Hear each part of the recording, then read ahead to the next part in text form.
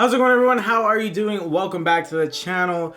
Today is my part 2 to my mid-season Chelsea review. Today we are going over the negatives from this season slash things that we need to work on. They aren't all inherently horrible. They are, however, things that could and should definitely improve as the season rolls on. But let's get right into it right away.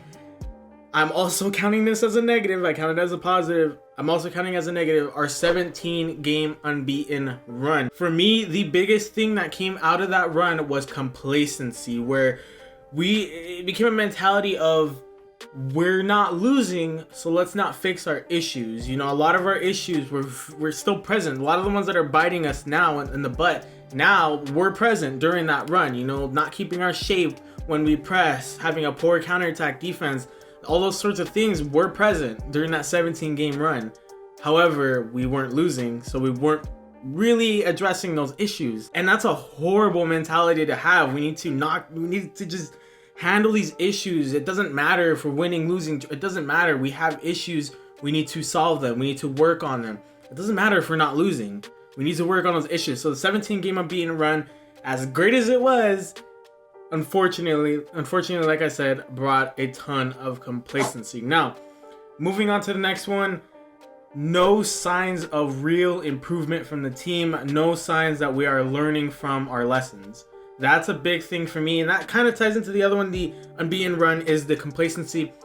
We aren't learning. We aren't improving. That's my issue. There's no learning. There's no improving with every game that's going on. We still seem to approach every single game the same way.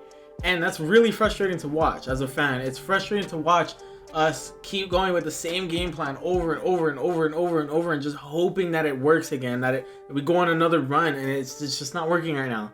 And there's no signs that we're learning, that we're really improving as a team. We just kind of hit a certain level and then stayed at that level. And fortunately, we didn't lose a lot of games in a row, but we started losing. And we're still not really fixing those issues. We're still not working on them, and there's just no real sign of improvement there. Now, in these last 8 or so games, our defense has fallen off. That's another big negative there. Our defense has fallen off in recent times as the season has progressed. They've gotten figured out a lot more. Like I said, our counterattack defense is not great. It's not. It's very poor. It's because of the way we press. Our fullbacks love to get up, which isn't inherently a bad thing, but that leaves our center backs exposed. And when our center defensive mid isn't really there to cover, that's a problem. You know, our center backs are constantly left exposed, so they can't be blamed 100% of the time because our fullbacks love to press. And like I said, it's not inherently a bad thing, but they do forget their number one priority is defense. You are a defender. You know, you're not a winger. You are a defender. I understand you're a big part of the attack, but at the same time, your number one priority is defense, not attack. So when we press, our counterattack defense is just awful. That's why City tore us apart. Recent teams in general have torn us apart on counters. But it started with Wolves. City was the pinnacle of it. And our defense needs to find some more solidity, find some more consistency as the season goes on. Because right now, our counterattack defense is not great. And they've fallen off as the season has progressed. Now, another one, not all these, like I've already been saying, these last ones, not all of these are going to be related to Frank Lampard. So if that's what you came for, sorry, he's not 100% of the problem. Is he part of the problem? Yes. And here's one reason why. His team selection is strange, to say the least. It's weird at times. I understand his mentality of trying to go with players who are in form, players who are doing well, rewarding those players for their performances. But if Rudiger is performing well, or Havertz is performing well, or Werner is performing well against Morecambe, but not against the likes of Liverpool, United, Leicester, they do not need to be starting. They don't need to be starting games. You know, Havertz actually has been getting better, but still, just because a player does well in one game doesn't mean you should be benching another one that is doing better. It's team selection can be very confusing at times, where you just kind of sat there wondering, wait, he's been playing well, why isn't he starting? But this is an important game, why isn't he starting? You know, it's so strange at times, and that is one of my biggest issues with Lampard, is sometimes his team selection can just be really weird. Now, compared to this point last season, 19 games in, we are worse off. We are worse off than we were last season. Not in terms of placement, in terms of goals scored, in terms of goals conceded. We are not nearly close to where we were last season. Last season, a lot of people considered bad, especially defensively. But the thing is, we've conceded, I believe it was 9 more this season, or 10 more, something like that. This season compared to last season at this point, and we scored less. We scored less. We conceded more by this point. Last season, we were in 4th.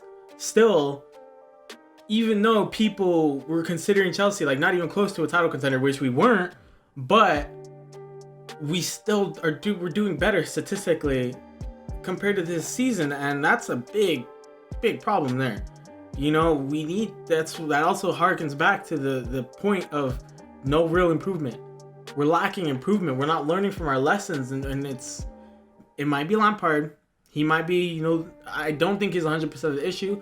I think he might be part of the issue, but at the end of the day, it's a team, and they all need to learn, and they all need to grow, and they all need to improve. You know, it's not just Lampard, but at the same time, we are not improving, you know, compared to last season. That's not good. I got curious and I checked, and yeah, sure enough, we weren't doing better. Now, another one, speaking of our placement in the table, we have not beaten a team that is higher than us in the table this season. That is a huge issue. That is a huge issue. We have not beaten a single team. We've lost, I think, 6 and drawn 2 or something like that against all the teams that are above us right now.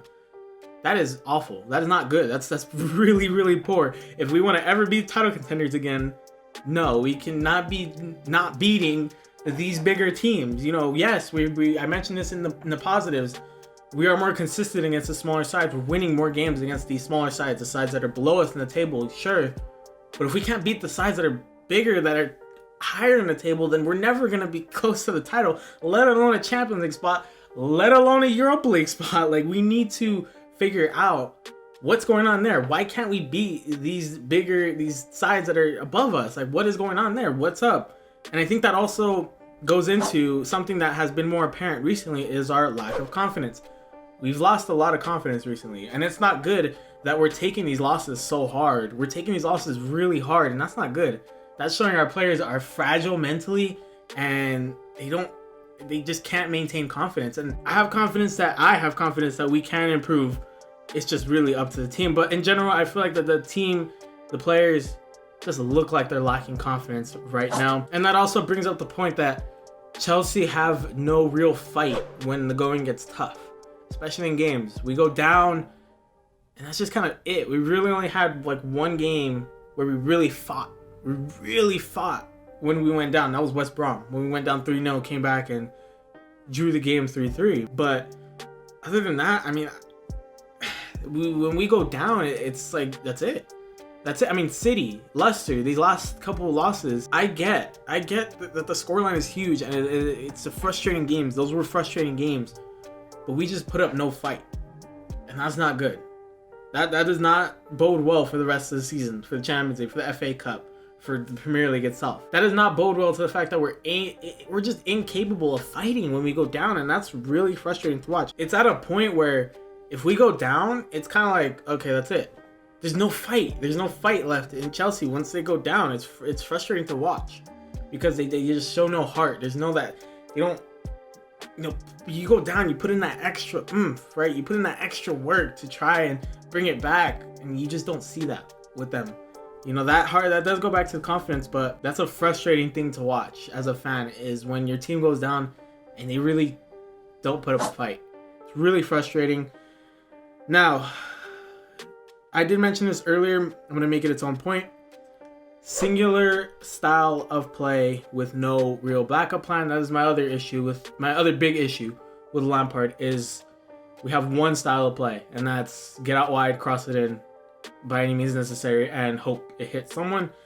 And on the counter, to be fair, we also do that on the counter, but it's really frustrating, honestly, because there's no backup plan when that's not working.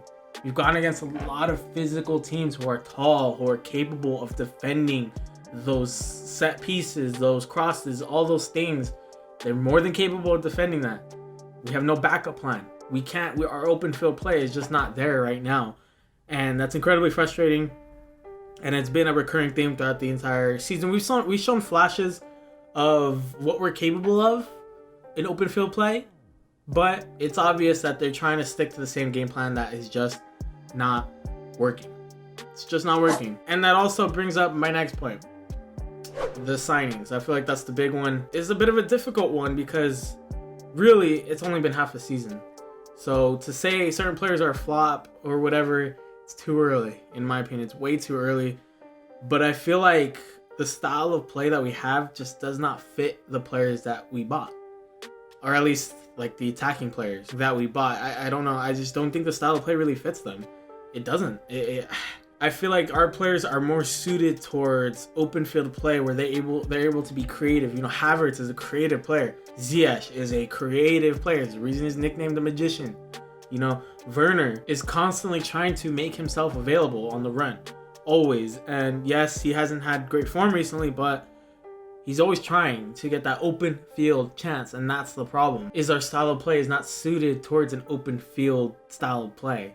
And I feel like that's part of the reason why the signings just can't quite get acclimated. I feel like it's not inherently the Premier League itself, but it's the style of play that we have, our formations, our tactics, just not fitting them. They just don't slot in. You know, maybe that's why Abraham and Giroud have done well, because they're great target men. They are, and that's why compared to Werner, they're doing better. You know, and then Havertz, I would argue Havertz has shown glimpses of what he's capable of. Even against big sides, he's capable of some big things. And I just feel like he's just off. And then Ziyech, I think of all our attacking oriented signings, Ziyech has been the best, honestly, because he's been, anytime you watch him play, he's great. He's one of our more solid players on the pitch. He does well. I really don't have too many complaints for him compared to, you know, a couple of our other signings. But I feel like our style of play is part of the reason, a big part of the reason why they just can't seem to find any sort of success in the Premier League. Any sort of consistency, I think, would be the better word there. They can't find any sort of consistency. You know, they can't. Now, the signings themselves, in my opinion, aren't negatives. It's just the way that we've handled them, the way they've been implemented into the team. They just aren't gelling. They just aren't working. And it's almost like we're trying to fit a circle block into a square block. It's just not working. It's not going to fit.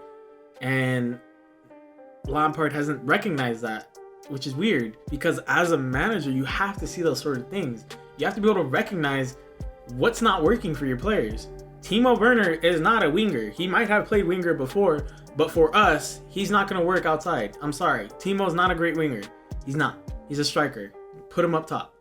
You know, is Timo out of form right now? Yes. But playing him in a position that he isn't native to is not going to help him regain his form. You know, that's not, no. It doesn't matter if he plays 10 games in a row. If he keeps playing out a winger that he's not used to, always trying to push in, if you really pay attention to when he plays wing, he's always trying to go down the middle. Like, do you not understand? That's where he belongs, is striker. He's not a winger. Same with Kai Havertz. Kai Havertz is not a winger. Especially Kai. Like, Timo, whatever, like, does better than Kai. Still not great. But Kai Havertz is not a winger. He's not. He's a center attacking mid. He's an attacking mid. He's a true number 10, a creator. Stop holding him back. So, like I said, the new signings aren't inherently a negative. It's the way that we implemented them, or tried to implement them, is the negative. You know, we just haven't quite fit the system to suit them. And I understand we don't need to wholesale change the system, but we need to find a way to implement them. And that's an issue, that the fact that they haven't been implemented. But something to consider with all these negatives is that competition is incredibly tight this season. No, I mean, look at the title race. There's like 7 teams in contention. There's like 8 teams in contention. Shoot, Chelsea's not even completely out of it yet. That's how tight the competition is this season, the Premier League. So, I mean, at the end of the day, it's probably going to end with a familiar face as the champion, but still, it's an incredibly tight season, and competition is crazy all around. So, but we still need to work on a variety of problems. We fix these problems, we work on them, and we definitely will be much better off in the long run. But yeah, that was part 2 of my mid-season review for Chelsea. Those were the negatives, a bit of a downer one. But like I said, if Chelsea can fix those issues, we can do much, much better.